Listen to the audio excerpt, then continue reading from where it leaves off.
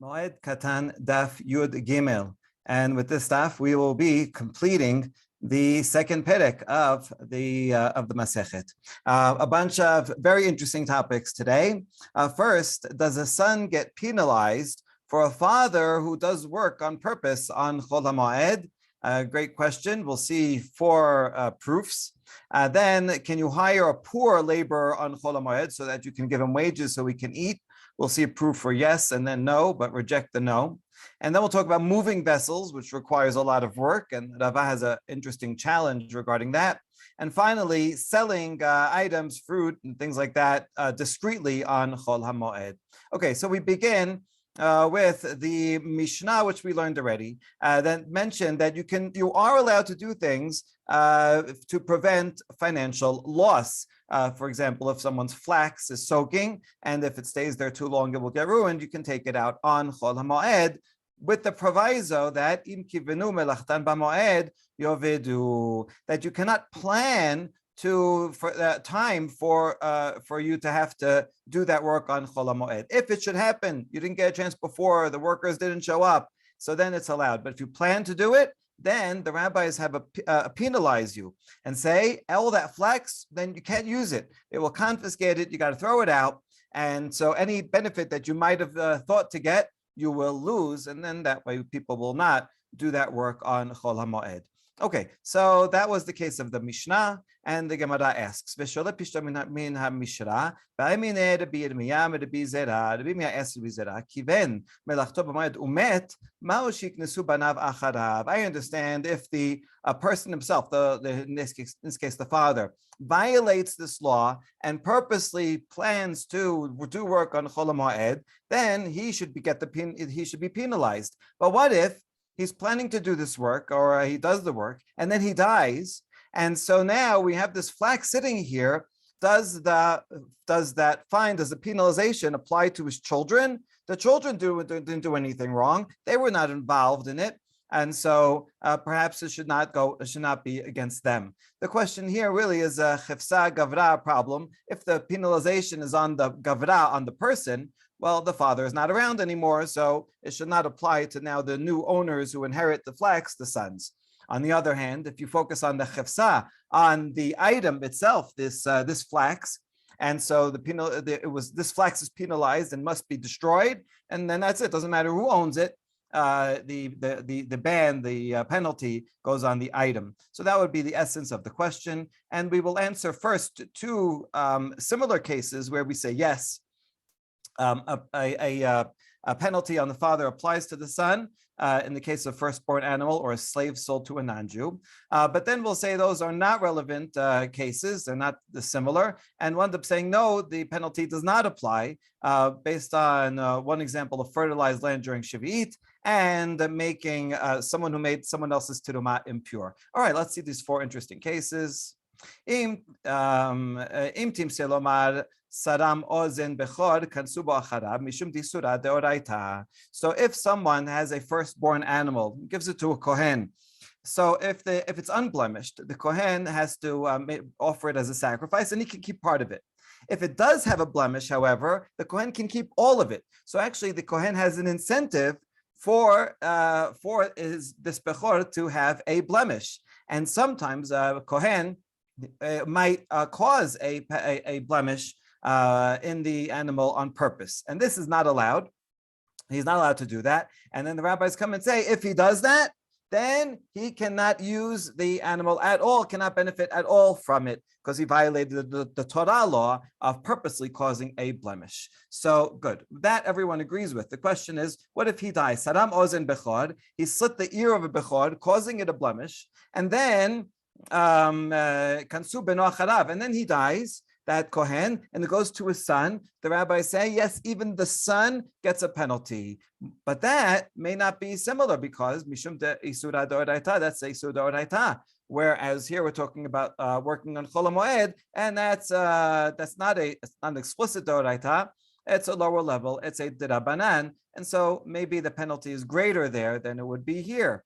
So that's not a good proof. Second, bimtim salomar macharav do legoy umet. The second case is if a Jew owns a Canaanite slave, that slave actually becomes half converted and must perform all the mitzvot like a woman does, mitzvot lo ta'aseh and mitzvot aseh shelo hazman gerama. So because of that, the Jew may not sell this servant to a non-Jew, because if he's working for a non-Jew, the non-Jew will make him violate those laws. Let's say he does. If he does sell to a non-Jew, then we penalize the Jew for doing that, and the Jew has to go and redeem that slave for even a higher amount of money, and other similar penalties. Okay, so what if he dies, the Jew who sold? So then now does the son need also to? Yes, he does. So that would mean that the penalty applies to the son also.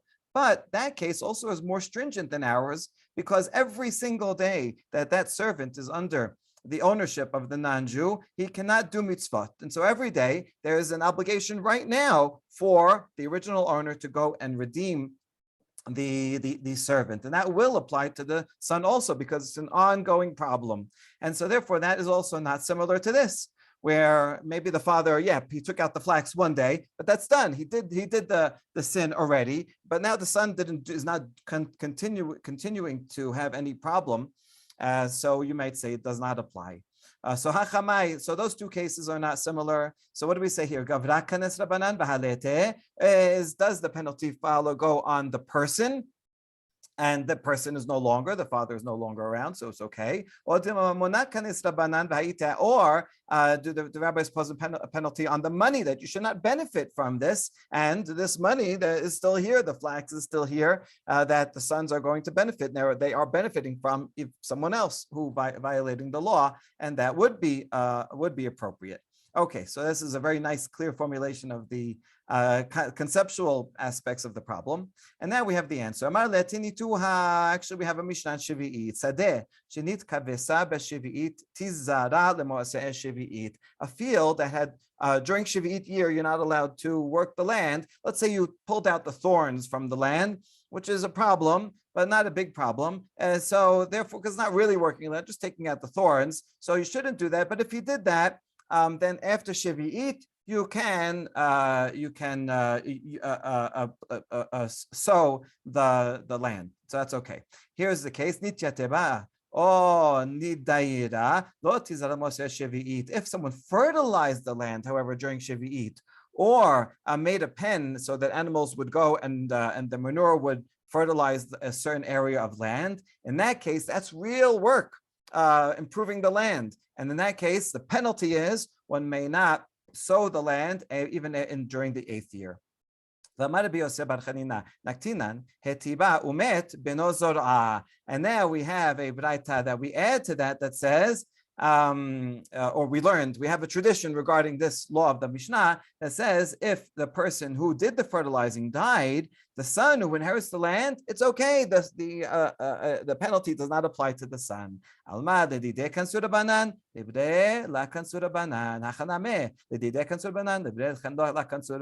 an explicit case that is similar to ours, and the penalty only applies to the father and not the son. And so too here with the flax on Hol Hamoed would apply to the father, but not the son. Okay, good. We accept that, and yet we have another proof. Someone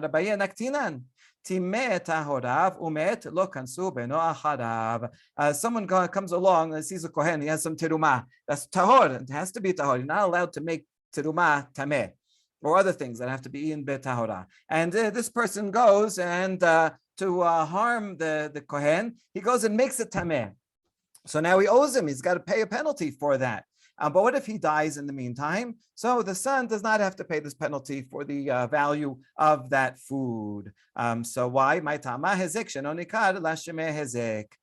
reason why he doesn't have to pay is because it's not like actual damage. If I would punch the person or just burn his food or something like that, then that's actual damage. I have to pay for it. But this is not noticeable. It's just the status of tahor becoming tameh. So that's why it's not actual damage I would have to pay. Rather, it's simply a penalty because you did this, you shouldn't have done that. We're going to penalize you. But the penalty only applies to the father and not the son. And there you go. We answered the question. And so this is really interesting because this case, through it, we can understand the conceptual value of this penalty, that it follows the person and not the item. All right, now halakha that can be relevant if you can't do business on Hol Hamoed, but if you're doing business that will help someone make money who's very poor, has nothing to eat, then it's permitted. That's the case we're talking about, and that involves the next Mishnah. One cannot buy house, slave, cattle on Hol Hamoed unless you need it for the holiday itself. If you're going to live there, if you're going to use these animals, so then it's permitted. Or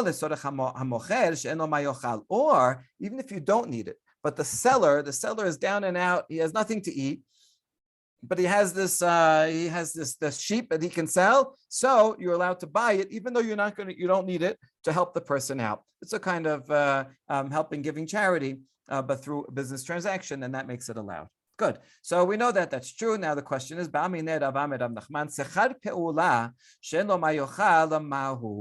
the same exemption apply not to someone selling because he's so poor, but to someone who wants to do labor because he's so poor? He has nothing to eat. And can you hire him to do work in your field, in your house, in your business, whatever, to do work for you? That you don't need on Hol Hamoed, and it's not a financial loss, but you want to hire him because he's poor, and that will help him to have something to eat. Is that the same law as selling, where it's also allowed? That's the question. So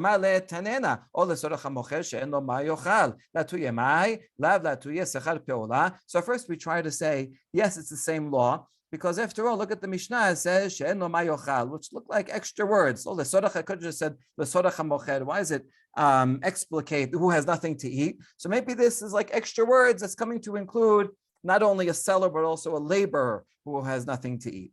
He says, no, they're not extra words. You need those words. It's explaining that, what does it mean, his need, a need of the seller? It means that's to be extreme need, that he has nothing to eat. So that's not a proof. Okay, itibe Abaye. Abaye has a challenge, and kotubin shitere chob b'moed. And yeah, okay. So there's a Mishnah that says one may not write a promissory note during Hol Hamoed. Here's two exceptions. If you need money and that I'm going to lend you, but I don't trust you that you're going to pay back unless we have a written note, then we're allowed to write a note. Or if the scribe is so poor he has nothing to eat, then we can write a contract just so that we can give some business to the scribe. Now, and so what does it mean that he has nothing to eat? Why are you adding that?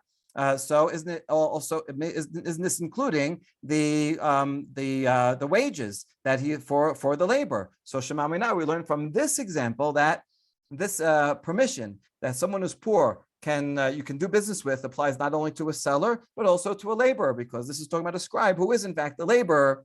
And now we see that those words in fact do include a laborer, and so we can go back to the Mishnah, and then that would be the same law. Okay, good. So now we have a conclusion.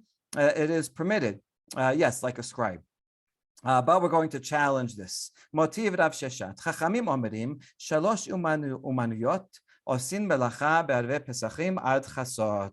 Okay, now we're going to make a comparison between Hol Hamoed, where you can only allowed to do certain things, and Erev Pesach, the 14th day of Pesach, when there are different customs in the morning of that day. You do work or not do work, assuming we're in a place where people generally don't do work in the morning of the 14th because they have to prepare for the holiday. There are here 3 people that may do labor during that time until before Chatzot, and they are Chayatin, Saparin, Bakobsin, tailors, barbers, and launderers. Why? Chayatin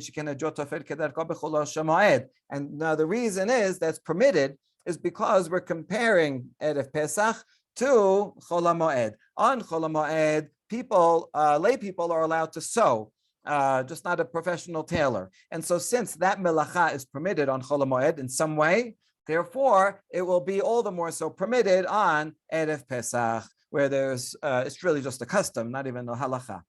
On Hol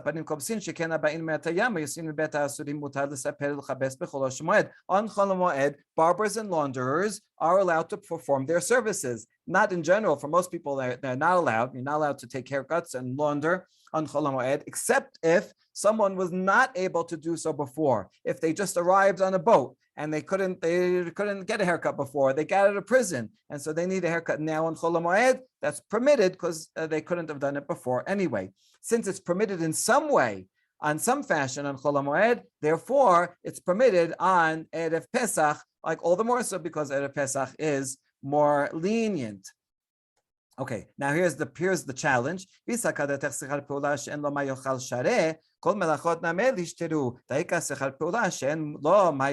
if you say, and that was our immediate previous conclusion, that a laborer who's very poor, who has nothing to eat, you're permitted to hire that person on Hol Hamoed. If you say that, then in fact there is some way in which every melacha is permitted on Hol Hamoed. Because any melacha, if the person is poor, you could hire them to do it. And in that case, since you just made this analogy between Hol Hamoed and Erev Pesach, that would mean everything would be allowed on Erev Pesach. And we don't say that, we only say these three. And so therefore, this would be a proof against our conclusion. And so now, according to this, you cannot hire a poor person for labor. You can buy something from them, but not hire them. Okay, so that's what it seems to say, but we're gonna reject that. We're gonna reject that comparison. This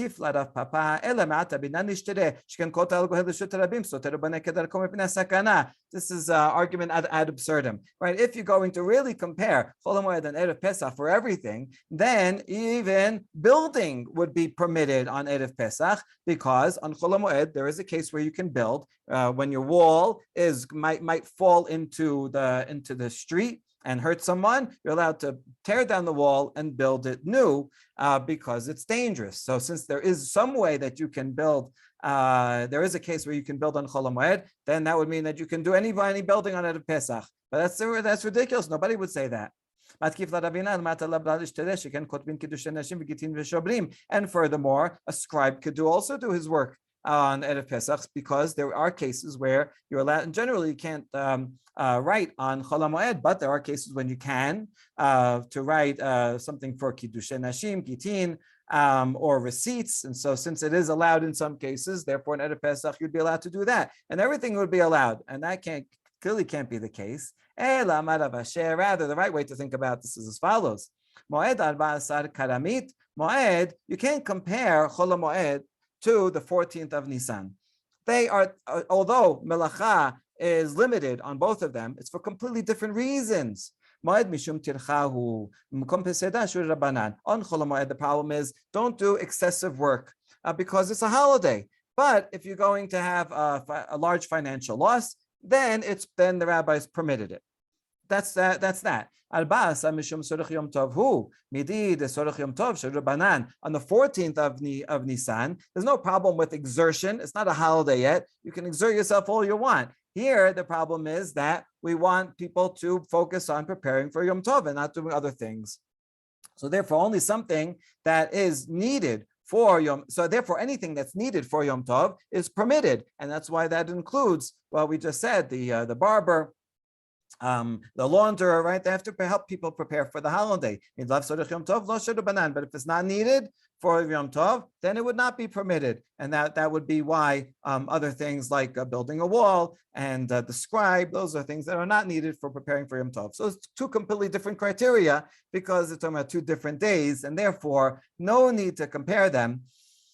And so we reject this problem number two, and we're left with number one, and that is the conclusion that yes, you can buy from or hire someone who's very poor, even if you don't need that melacha on Hol Hamoed, in order to give the person business so they could have something to eat. All right, we're going to continue actually comparing Erev Pesach to Hol Hamoed in the next section, which is about moving vessels, and that would be a lot of exertion to move things around. So let's see the case in the next Mishnah. And mefanin mi bayit lebayit. You can't take vessels from one house and move them to another house. Because it's a lot of work. What you can do is you can take things from your house and move it to your courtyard, right? Because that's very close. You want to get something out, put something in. That's okay. Little moving jobs, but not big moving jobs. And maybe in kelim bet ha'oman. One may not go. Let's say you dropped off clothing to be fixed at the tailor, and so you can't go and pick it up and bring it home. Because again, that's like it's an errand. That's it's not in the spirit of the day. It's just work. But if you don't trust the tailor and you think he's gonna give your suit to someone else or steal it, and you want to pick it up right away, then you can. But don't bring it all the way home. Just take it from his house or his shop and move it to a nearby courtyard rather than bring it all the way to your house. Okay, so we want to minimize these types of errands that one is doing on Hol Hamoed.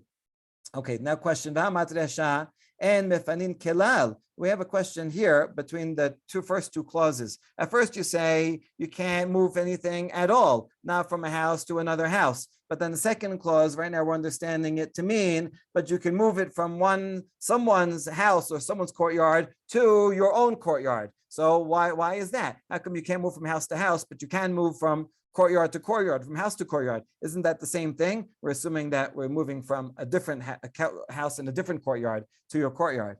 And the answer, no.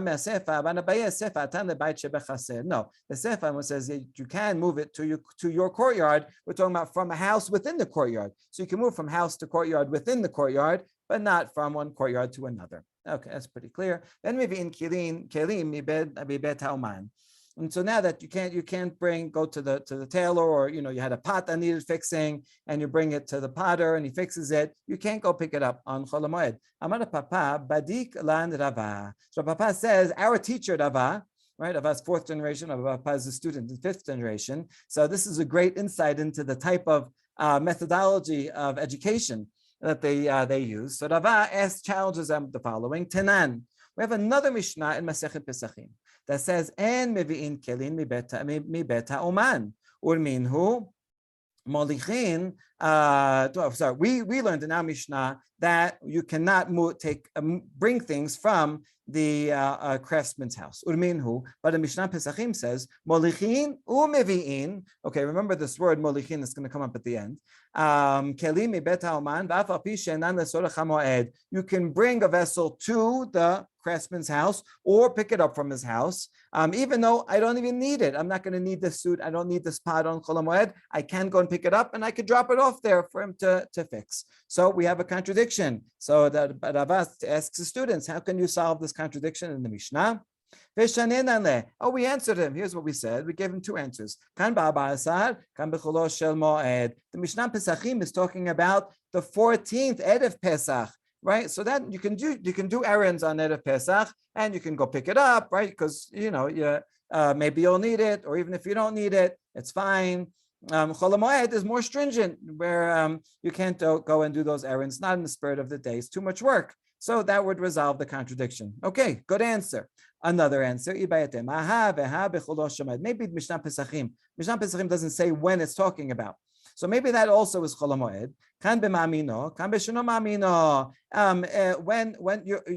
is it prohibited? Our Mishnah, which says prohibited, is when you trust him. He's going to keep it there. You have your receipt, you have your ticket. He's going to keep the suit there. It'll be fine. So then wait till after Hol Hamoed. But if you don't trust him and you think he's gonna get lost or stolen there, then you better go and pick it up. And that's the Mishnah Pesachim, which is lenient. And this makes sense because after our Mishnah itself gave that exception. It says if you're worried, then you can move it. You can't bring it all the way home, but you can move it to somewhere trustworthy. Okay, so that's his two answers. And in fact, we have a proof for the second answer. Mevi'in kelim bet ha'oman kegon kad mi bet ha'kadad vekos mi bet ha'zagag is a braita that elaborates on various cases that you can bring vessels home from the house of the craftsman. For example, if you have a jug, you can bring it home, or a cup, you can bring it from the glass blower's house. But what you cannot do, but you can't go and bring wool from the dyer's house. That's raw material, and there's no way you're going to use it on Hol Hamoed. You can't just bring raw material or other utensils besides the jugs and the cups, other utensils that you're not going to need on Hol Hamoed. Then you have to leave it there. This is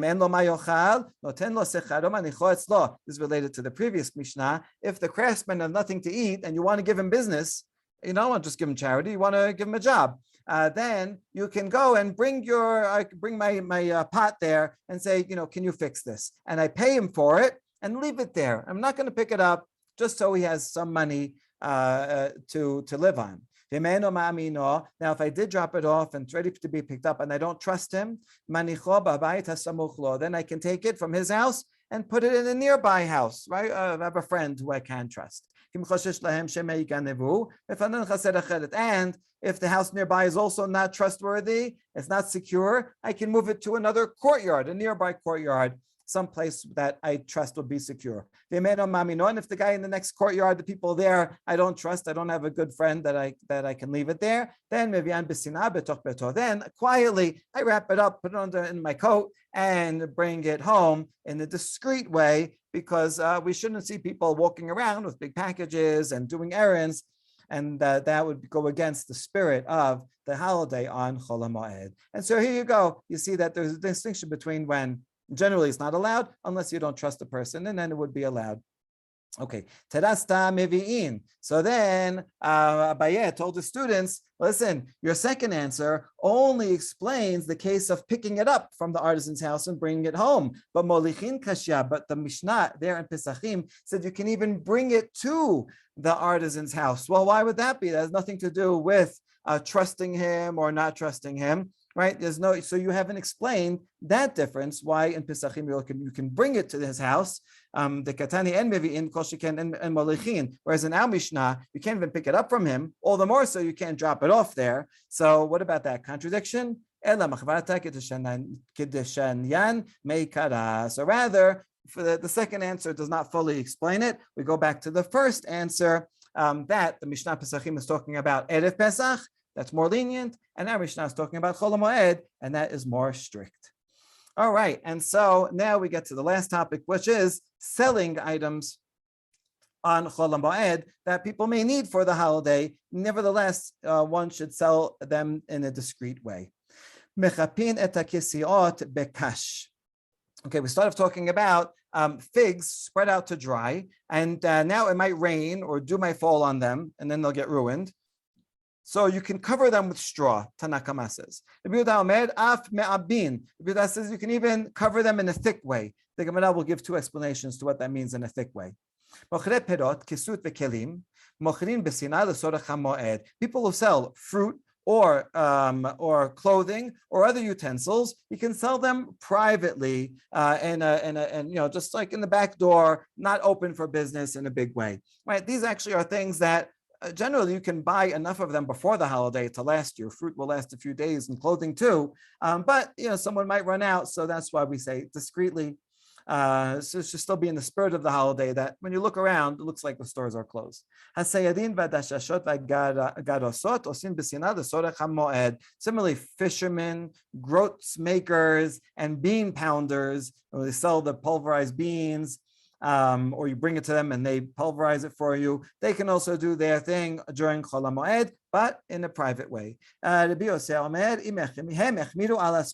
says they were actually stringent upon themselves to, it's not clear, are they stringent upon themselves to do it b'sinah? Maybe they don't have to actually do it b'sinah because these are things that are needed for the holiday, so they could have done it publicly, but they wanted to be extra stringent, and so they did it. They're doing it in private, or it could mean maybe they didn't even do it at all. The Gemara will discuss that question. All right, Peligi bar Rabbi Chia bar Abba Rabbi Aseh, the Tadvai Mishmeh de Chizkiah Rabbi Yochanan. Chizkiah Rabbi Yochanan, the first, second generation Moraim, said something, and now that's reported by Rabbi Chia bar Abba Rabbi Aseh. in their name, but they have a machloket about exactly what was said. So chadamar mechapin aklushe me'abin asmuche. So regarding these two levels, where Tanakama says thin level and Rabbi Yehuda says thick, what does that mean? So one said covering it lightly with straw, that's Tanakama, and the one that says dense mean I could put a thick level of straw on it, even enough that would soak up all the water. Even that's permitted. The other opinion says that the Tanakama would allow you putting as much straw as you want, little bit or even dense straw. What he means by when Rabbi Yehuda says I can do thick, that means gathering up the figs into a pile, and that way the upper figs will cover and protect the lower figs, and besides that you'll put straw on top, and so that is much better protection, but requires a lot more work to gather everything together. So to be that is much more lenient in that case. And there's a braita that supports the second opinion. Me'abin osino tokimo keri. The Rabbi Yehuda says it means you can gather it into a pile. That's what thick means. Good. Mochre perot kesut v'chelim mochrin b'sinai ba'yelehu hem ichmiru asman telahavu abde kelal od yamad havu abdi b'sinai. When he said at the last part that Rabbi Yosef says that the merchants they were stringent upon themselves. What does that mean? Are you explaining that the law that they have to sell in a discreet way was their stringency, or is he saying besides that? The law is that they can sell stringently, and then they were stringent, even more stringent upon that. The law is that they can sell discreetly, and then they were added another stringency not to sell at all. So that's the question. Did they not do it at all? Or the stringency was that they did it in a discreet way. Tashema, here's the answer. Okay, anyone who's selling these items, produce, clothing, utensils, can sell them if they're needed on the holiday itself. But Rabbi Yosef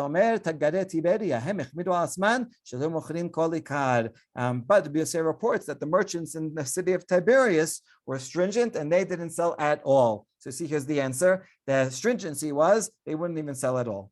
And not only that, similarly, hunters of animals or birds or fishermen, they can do their work and hunt in a discreet way, as long as people are going to need to eat that meat and that fish on the holiday. But the hunters of in Akko, they were stringent and they wouldn't hunt at all.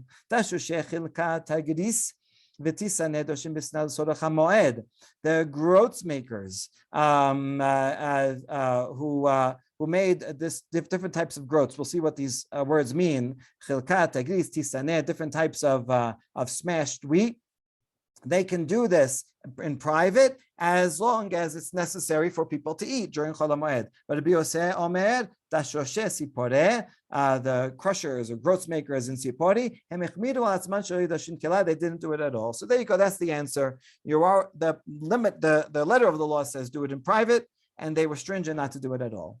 Let's explain these terms. Chilka means I take one kernel of wheat and cut it into two. That's chelik.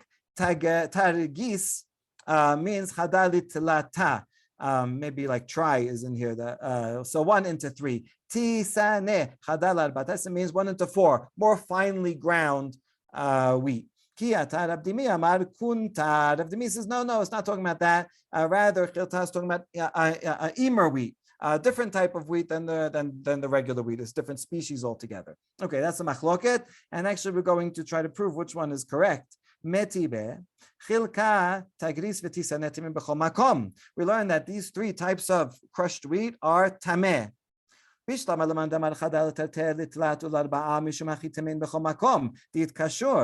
I understand, according to Abaye, who says that it's wheat that was crushed into different levels of refinement. Well, during that process, they certainly would have to get wet. In order for something to be tameh, food to be tameh, it has to first get wet, and then it's prepared to become tameh. And so, since this baraita says here that all these types are timein, doesn't mean that they're actually tameh. It means that they are susceptible to becoming tameh. It makes sense because these are all processed. So Abaye is right. But if you just say it's talking about impure wheat, so that's just another type of wheat, but it might be whole, not processed. And so if it's not processed, then it didn't necessarily become wet. Why would you assume that it is susceptible to tum'ah? So that's a challenge to Rav Dimi, and he can answer Kigon de mikalfan de lav de shira de hubemaya lahava mikalfa. No, could be talking about impure wheat that the husks are taken off. How do you take off the husks? You have to soak it in water in order to do that. And that's why that also would be susceptible to tum'ah. Why do you even call it that? Because that's their name, chilkahu, that they were split. The husks were removed. And so they also would have become wet. All right, let's try to resolve this challenge another way. Someone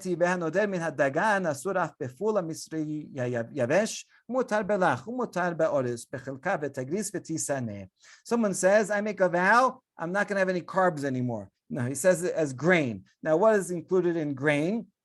He also cannot have Egyptian beans, even though beans are not grain, but when they're dried out, they are kind of like grain. So that's what people generally would have in mind. And so that's prohibited. But if it's still fresh beans, then he's okay. That's not included in grain. And he can have rice. That's not included in grain. And he can also have these three crushed items. So types of wheat. Now, according to Abaye, this would make sense. Because once you crush them into little bits, then they're not called grain anymore. That's not what people call grain. Then that's already like it's called something else. It's not as fine as flour, but that's crushed wheat. It's different. But if you think it's talking about impure wheat, that's actual grain. There's nothing else about it. And that would be a challenge to Rav Dimi, who said that it was actually impure wheat, and that is left as a challenge to him. Okay, and last section. Rav Huna shira lehu lehanhu kerufayata lemezal zabuneki orchayu b'shuka. Rav Huna told the spice merchants, go and you can go to the regular shuk and sell on Hol Hamoed in a regular way. You don't have to do it in a discreet way. That's Rav Huna. Itiber Rav Kana challenged him. Hanut petucha listav potech venoel kedarko. So we learned from another braita that if you have a store, someone owns a store, and there are pillars in front of the store, in that case, he can open in a regular way, because when you're walking in the main street, you don't see it because it's behind those pillars. If his store is open to the public domain, then he has to lock one door and he can open a different door. Maybe he has a side door or back door, and so that way he looks closed and it's in a discreet way. That would be all on Hol Hamoed. But